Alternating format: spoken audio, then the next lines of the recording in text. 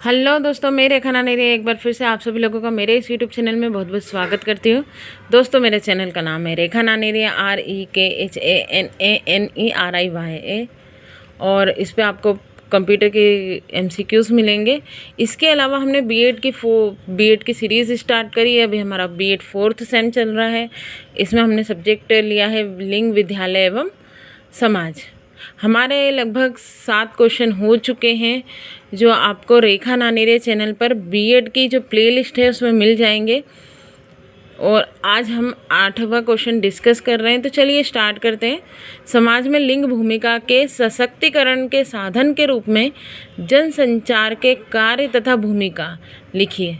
इसी क्वेश्चन को हम किस तरह से बोल सकते हैं कि लैंगिक भेदभाव को कम करने में जनसंचार की भूमिका का वर्णन कीजिए। तो सबसे पहले तो हम क्वेश्चन को समझें, है ना।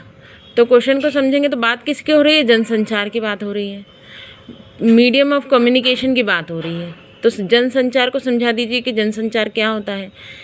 जनसंचार एक ऐसा माध्यम है जिससे सभी लोग आपस में कनेक्टेड हो सकते हैं, एक दूसरे से जुड़ सकते हैं। हर क्षेत्र आपस में एक दूसरे से जुड़ा हुआ है जनसंचार के माध्यम से। हर जातियाँ, हर व्यक्ति एक दूसरे से जुड़े हुए हैं, और जो व्यापक जनसंचार के माध्यम से सभी एक दूसरे से अपनी परेशानियां, अपनी दिक्कतें, या जो भी अपनी रीति रिवाज है, ये इसके अलावा जो भी अपने कार्यक्रम होते हैं वो सारे शेयर कर लेते हैं, एक दूसरे तक पहुंचा देते हैं। अब हम बात करते हैं जनसंचार और समाज की। तो जनसंचार में समाजीकरण की क्या भूमिका है? भाई बहुत इम्पोर्टेंट भूमिका है। समाजीकरण का विस्तार जो हुआ है वो जनसंचार के माध्यम से हुआ है ना। जब तक जनसंचार नहीं था तब तक इतना ज़्यादा समाजीकरण पॉसिबल नहीं था। पहले जैसे आज हम मेल कर सकते हैं, तो पहले क्या होता था कि एक फ़ोन कर सकते हैं, इनवाइट कर सकते हैं, लाखों लोगों को इनवाइट कर सकते हैं एक फ़ोन पर। पहले ऐसा नहीं था। पहले पत्र भेजे जाते थे, पत्र के माध्यम से बुलाया जाता था, किसी के पास पत्र पहुंच रहा है नहीं पहुंच रहा है। और आज सिर्फ 2 या 3 सेकंड में हम किसी से भी कम्युनिकेशन कर सकते हैं। अगर उसका हमें फ़ोन नंबर पता है या एड्रेस पता है तो हम आसानी से कम्युनिकेशन कर सकते हैं। तो समाजीकरण जो बढ़ा है ये जनसंचार के माध्यम से बढ़ा है, और जनसंचार की बहुत ज़्यादा इम्पोर्टेंट भूमिका है समाजीकरण में, है ना। लोगों जैसे आज कोई भी क्राइम होता है, समाज में किसी भी तरह का क्राइम हुआ है, तो उसका जो प्रचार प्रसार होता है वो जनसंचार के माध्यम से ही हो पाता है। मीडिया, हमारे देश की मीडिया बहुत अच्छा रोल निभा रही है इसमें। कहीं पर भी कोई क्राइम होता है तो उसे स्पॉट किया जाता है और उसे आसानी से सब लोगों तक पहुंचाया जाता है। क्रिमिनल्स के बारे में बताया जाता है, और क्रिमिनल्स कई बार इसी माध्यम से, जनसंचार के माध्यम से पकड़े जाते हैं, है ना। तो ये जो है दोनों का जो कम्युनिकेशन है वो बहुत ज़्यादा इम्पोर्टेंट है। दोनों एक दूसरे से बहुत ज़्यादा कनेक्टेड हैं, है ना।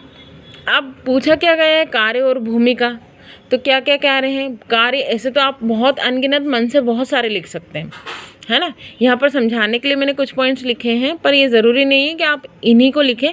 आप अपने मन से भी जो आपको समझ में आता है, जो आप जनसंचार मतलब कम्युनिकेशन।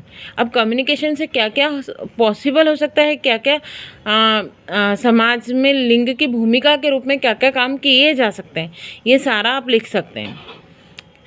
तो मैंने जो लिखा है, सबसे पहले ज्ञान लिखा है। भाई जनसंचार के माध्यम से क्या हुआ? ज्ञान की वृद्धि हुई है। एंटरटेनमेंट के साथ साथ कई बार ऐसे कार्यक्रम बनाए गए जिसमें लिंग भूमिका को दर्शाया गया, स्त्री पुरुष की जो महत्वता है वो बताई गई है।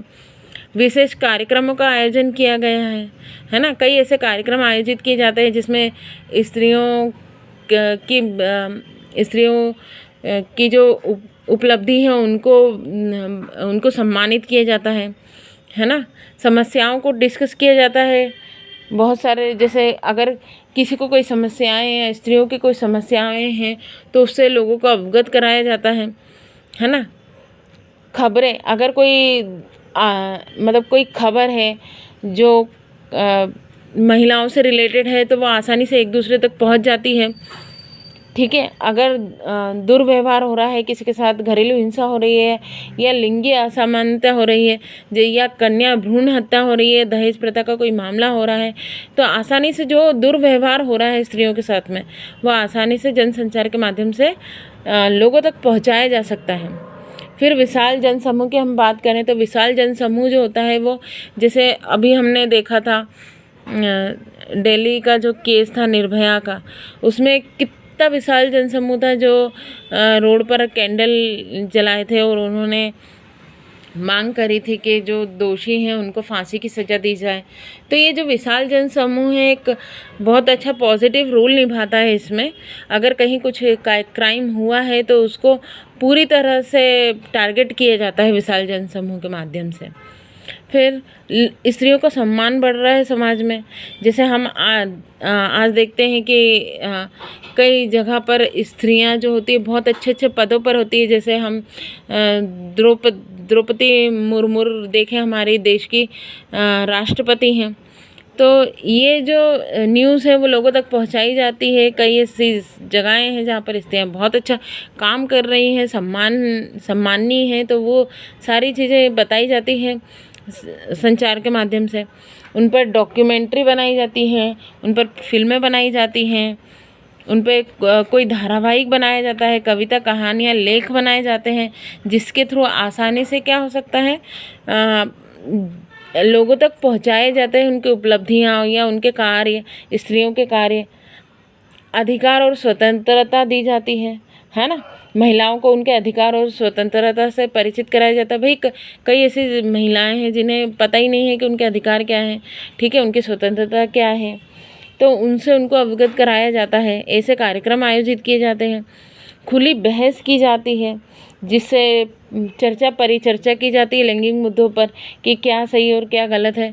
तो ये जो कार्य हैं ये स्त्रियों की जो स्थिति है उसमें एक पॉजिटिव बदलाव करने का काम करते हैं, ठीक है। तो हम ये मान सकते हैं कि जो जनसंचार है वो बहुत सशक्त भूमिका निभाता है हमारे सामाजिकरण में लिंग भूमिका के रूप में।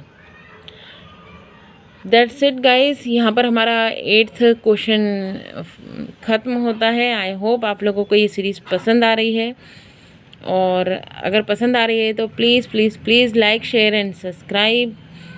और ये जो मैं कंटेंट बता रही हूँ ये लिखने के हिसाब से बता रही हूँ, एग्ज़ाम ओरिएंटेड है, आप लोगों को बहुत हेल्प करेगा एग्ज़ाम में। 5 से 10 मिनट का एक क्वेश्चन हम डिस्कस करते हैं और उसमें बहुत सारी चीज़ें डिस्कस कर लेते हैं कि अगर कोई क्वेश्चन आता है तो किस तरह से लिखना है।